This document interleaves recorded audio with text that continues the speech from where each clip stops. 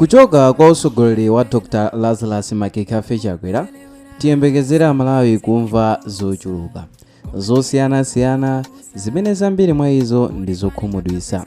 Malingana ndi kuti boma lasintha, zinthu zimene zimapezeka zimakhala zinthu zochuluka zimene nthawi imene bomalo linalipo zinali zobisika.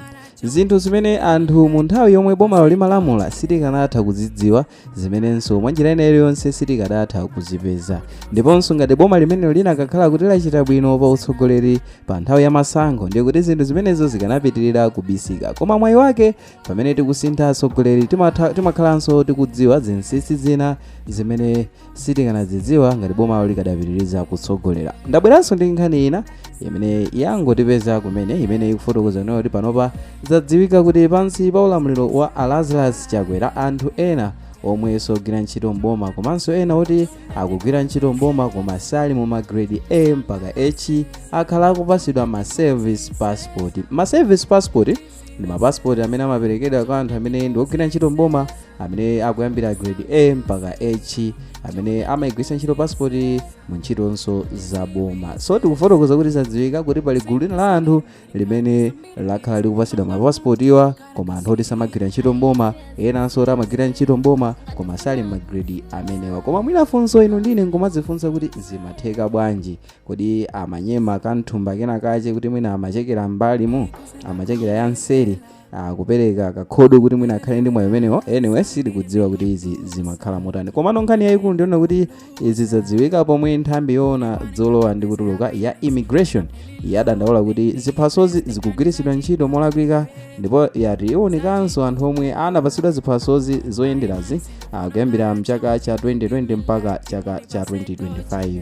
A immigration ndi amene avumbulutsa nkhani kunena kuti pali anthu ena amene akugwiritsa ntchito mapassport iwa molakwika, ndipo iwafotokoza kuti akhala ndi investigation yofuna kudziwa anthu amene adalandira ziphasozi kuchokera mchaka cha 2020 kufikira mchaka cha 2025. ndiye kuti mu era ya amenewa IMCP anthu onse amene anakhala akulandira ma service passport kuchokera mu nthawi imeneyo kufika pamene utsogoleri umene umasiya mpando wa utsogoleri. Ndipo malingana ndi kalata yomwe nthambi yatulutsa lachinayi, nthambi yali ichosa pa mndandanda wa anthu okhala ndi ziphasozi onse omwe ali nazo koma ali osayenera kukhala nazo. So choncho aliyense amene adapezeka ndi passport mwa njira ina iliyonseyo, kaya njira yodisha, kaya anachita kuba, kaya anachita kuopseza anthu kuti ampase, ameneyo ali pa mndandanda unaona kuti ino akamaliza investigation munthu ameneyo sakuyigwiritsanso ntchito passport imeneyo ichitidwa devalue komanso awalanda. Nthambi yati kuyambira pa 27 Oktoba mpaka pa 27 November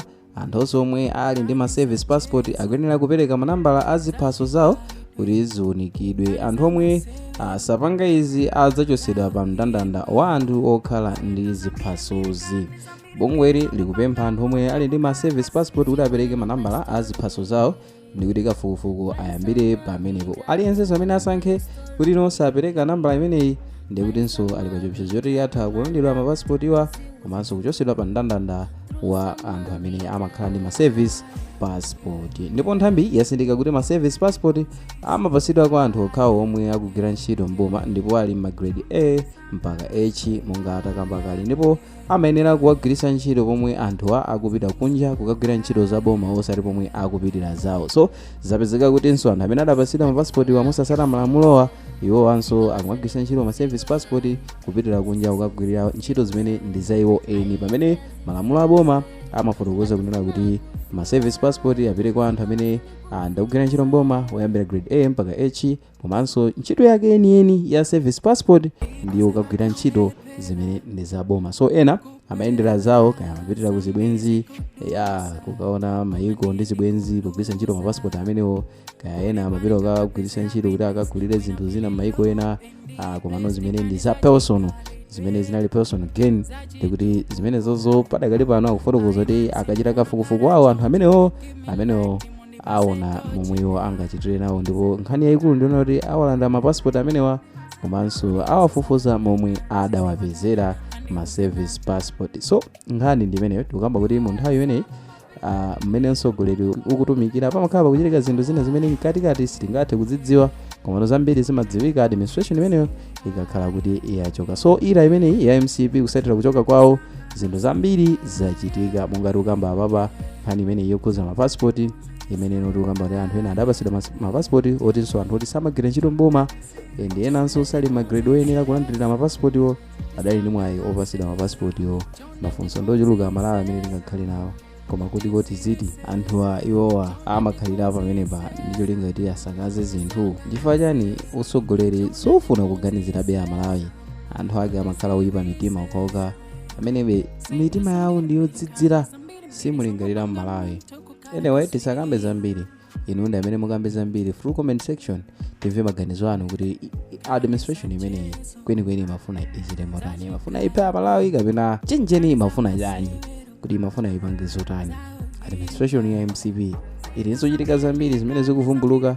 Takupasirani posachedwa pa video imene tikukamba kunena kutinso kwavumbuluka nkhani ina yokhuza kubedwa kwa ndalama yokwana 500 million imene idachitidwa allocated kuti igwire ntchito yomanga bwalo lija la ndege la Oton Chirwa International Airport. apa tikukambano nkhani ina ya ma service passport amene amaperekedwa mosasata malamulo. So nkhani ndi imeneyo, timve maganizo anu through comment section kuti inu mukuonapo bwanji za momwe zinthu zimayendeserera mu nthawi ya Dr. Lazarus Makikafi Chakwera. Anyway, mu video ya mtsiku lero munali ndi ine Mike Thompson. Ndipo ngati mwayikonda muchite like komanso kumbukirani kuchita subscribe kuti tithenso kuwasirani na ma videos amene tikukonzerani pano pa Sama Vita YouTube channel. Bye.